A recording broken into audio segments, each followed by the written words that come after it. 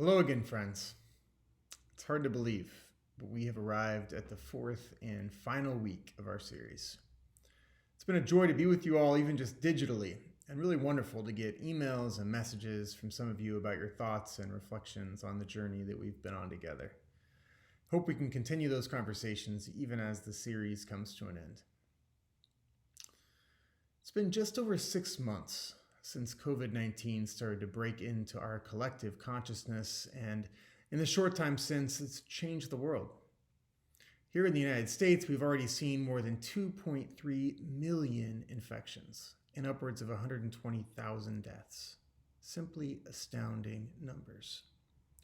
And those only begin to capture the impact. The economic consequences have been so severe already, exacerbating existing inequalities at nearly every step, and who knows what may yet come on that front. There have been countless other ramifications too, some of which seem by comparison small, even if they're significant in their own right. Here in New Jersey, we're more than 3 months into social distancing, and I don't know how it's been for you, but I can tell you that this extrovert really misses people. Among the many challenges of this pandemic is the uncertainty. Our lack of knowledge about how long it may be before life goes back to something that we might consider normal. Meanwhile, it's been more than a month since George Floyd was killed.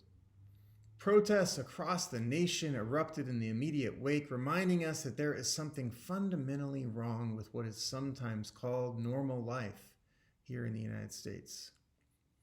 The crisis of racial injustice in this country is nothing if not chronic. One of the appeals of a dramatic novel or film is that urgent crises erupt and are resolved in the course of 250 pages of reading or 2 hours of viewing. As we've seen in recent months, real life is often much less accommodating. Today, as we wrap up our time together, I want to tell the story of a woman who walked faithfully through a crisis that had no end in sight. I want to go ahead and jump into that narrative midstream. It was March of 2015, and I was at Tabernacle Baptist Church in Selma, Alabama, with a group of faculty and staff and students from Valparaiso University, where I was teaching at the time. We were there at Tabernacle Baptist for the 50th anniversary of the famous Bloody Sunday March. The church was hosting a mass meeting. It was a Thursday night. I'll never forget it. It was the beginning of this huge commemoration that was going to extend through the entire weekend. And as you look around the sanctuary, the sanctuary was absolutely packed. We got there a little bit early, but we only could find seats in the balcony. And very quickly, all the seats in the entire sanctuary were filled. The aisles were packed. People were flooding out the door, crammed into the basement where you couldn't see anything, but at least you could hope to hear a little of what was going on up above in the sanctuary.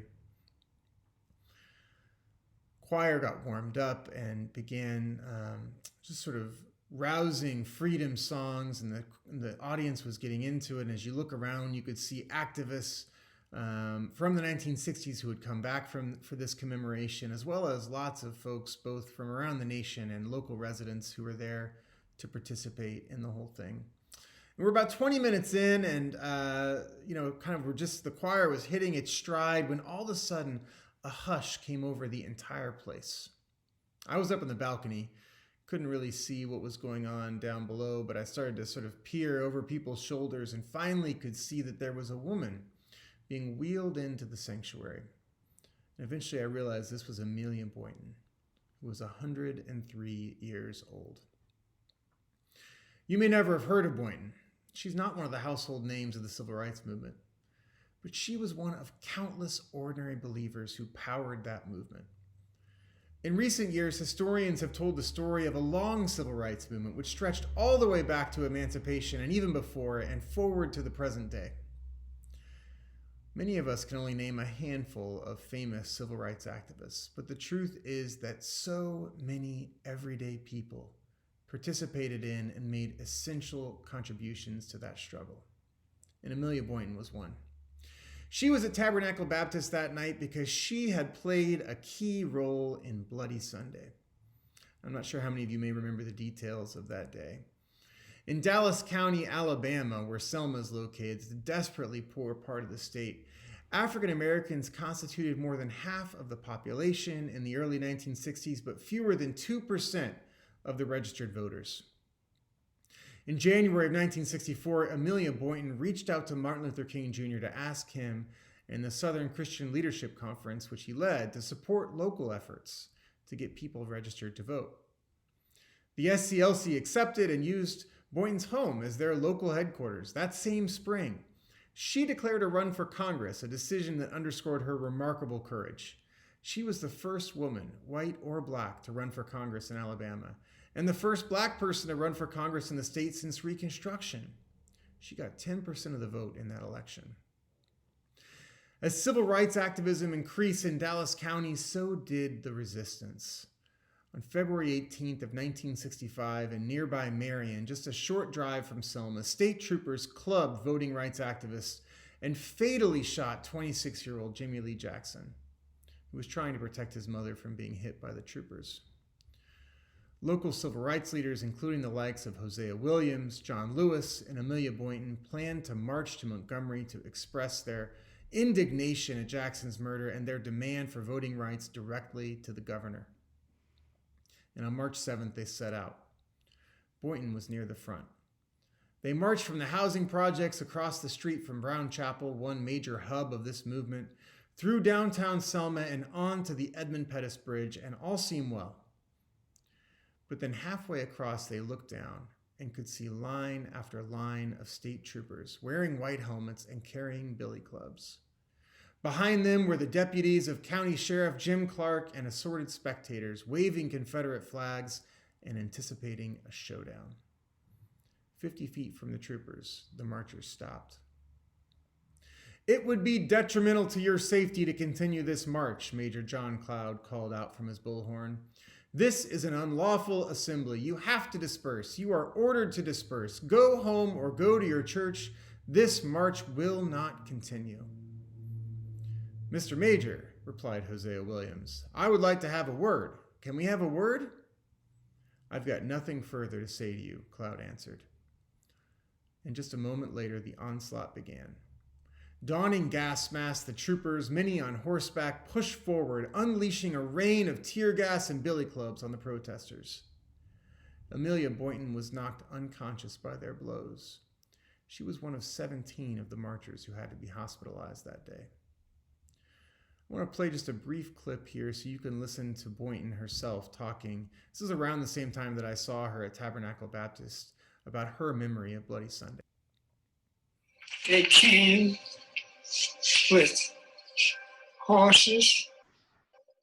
They came with nice sticks. And I was standing and people were running because they were beating me. I did not run, so he hit me at the base of my neck. And I became unconscious. Now, Martin Luther King Jr. had stayed at his church in Atlanta on Bloody Sunday and had planned to join the marchers en route. He returned to Selma and put out a call for Christians and others of goodwill to join him there. And among those who answered the call was a graduate of Princeton Seminary by the name of James Reeb. 2 days later, King led a second march that turned back when demonstrators once more found themselves confronted by state troopers. That night, a group of white men assaulted James Reeb as he walked out of a diner, fracturing his skull, and 2 days later he died. You can find a plaque memorializing Reeb on the outside of Princeton Seminary's Mackay Hall. And if you want to learn more about his story and the stories that grew up around his murder in Selma, I'd highly recommend the NPR podcast, White Lies. But back to Boynton and the story at hand. Finally, on March 21st, about 2 weeks after Bloody Sunday, in the face of mounting public pressure, Governor George Wallace relented, allowing the march to go forward. By the time King and the others arrived in Montgomery, their number was fully 25,000 strong. Bloody Sunday was a major turning point in modern United States history. The footage was shown across the nation. This was the height of the Cold War. It was shown around the world, and the Soviets responded with glee. Look at how the beacon of democracy treats its own citizens, they pointed out, and sending the White House scurrying for answers, building public pressure. And on August 6th of 1965, Amelia Boynton was a guest of honor at the White House when Lyndon Johnson signed the Voting Rights Act into law, memorably declaring, quote, "Their cause must be our cause too, because it is not just Negroes, but really all of us who must overcome the crippling legacy of bigotry and injustice, and we shall overcome." Boynton played a significant role in these developments, and so it was remarkable, truly inspiring to celebrate with her 50 years later at Tabernacle Baptist, and to watch several days after that as she crossed the Edmund Pettus Bridge one more time, holding the hand of the nation's first Black president. Boynton died later that same year. But I haven't even told you the part of Boynton's story that I find most remarkable. It's that she didn't begin this work in 1964. She began it in the 1930s, at a moment in the history of Alabama when she had no rational reason whatsoever to believe that she would ever see the fruits of her labors. Boynton was born in 1911 in Savannah, Georgia. She was one of 10 children, all of whom were raised in a devout Christian home. And it was a home where faith led one to action in the world. She later remembered riding in a buggy with her mother, passing out leaflets advocating women's suffrage. Boynton met her husband, Samuel William Boynton, in 1930, and together they traveled the countryside, teaching Black sharecroppers cutting-edge farming techniques and holding meetings in rural churches, where they went through the process of registering local Black people to vote, even in the face of poll taxes and impossible exams. In the mid-1930s, Boynton wanted to build a community center, given that the only one Selma had excluded Black residents. She failed to get government funding, and so she wrote a musical, Through the Years, set to the tune of Black spirituals. In 1933, she and a local pastor co-founded the Dallas County Voters League. And for the next 3 decades, that's 3 full decades, she continued to conduct voter registration drives with very little success. But she never lost her hope. In fact, Boynton had a sign in her office that read, quote, "A voteless people is a hopeless people," unquote. She had no good reason to believe that a day would come when the media would descend on Selma, when Martin Luther King would give soaring speeches, when the world's eye would be fixated on her small town in Alabama. But she was faithful nonetheless. What an amazing display of not only courage, but also imagination. The faith of folks like Amelia Boynton changed the nation. Historian David Chappell has argued that more than anything else, it was their prophetic voices that drove a series of stunning breakthroughs: the Civil Rights Act of 1964 and the Voting Rights Act of 1965, chief among them. The United States of America would never be the same. Their remarkable sacrifices brought the legalized apartheid regime we call Jim Crow crashing down, and prompted the federal government finally to redouble its commitment to constitutional provisions that had been on the books and serially ignored since Reconstruction. It was a breathtaking turn of events. Now, even in that moment, there were, of course, other voices. White Christians who opposed integration on Christian grounds and who would rather have seen the schools shut down, for example, than have their children sit in class alongside Black peers. Such voices had once dominated in the halls of power, but no longer. These were the types who rallied behind George Wallace, who ran for president 4 times on the segregationist ticket and lost 4 times. But if it was the faith of civil rights Christians that would prevail in the 1960s, historians increasingly agree that it was the faith of another group that would prove momentous in the generation that followed. In his brilliant letter from a Birmingham jail, King dubbed this group the White Moderates. This is him. I want to read a long quote. This is King writing, quote, "I have almost reached the regrettable conclusion that the Negro's great stumbling block in his stride toward freedom is not the white citizen's counselor or the Ku Klux Klanner, but the white moderate, who is more devoted to order than to justice, who prefers a negative peace, which is the absence of tension, to a positive peace, which is the presence of justice, who constantly says, I agree with you in the goal you seek, but I cannot agree with your methods of direct action, who paternalistically believes he can set the timetable for another man's freedom, who lives by a mythical concept of time, and who constantly advises the Negro to wait for a more convenient season. Shallow understanding from people of goodwill is more frustrating than absolute misunderstanding from people of ill will. Lukewarm acceptance is much more bewildering than outright rejection. I had hoped that the white moderate would understand that law and order exist for the purpose of establishing justice, and that when they fail in this purpose, they become the dangerously structured dams that block the flow of social progress. Unquote. Again, that's King's letter from Birmingham jail, and I highly recommend you spend some time with it if it's been a while since you last read it. King was right to be concerned. The vast consensus of modern American historians is that in the half-century following the modern civil rights movement, no group wielded as much power in our society as these white moderates.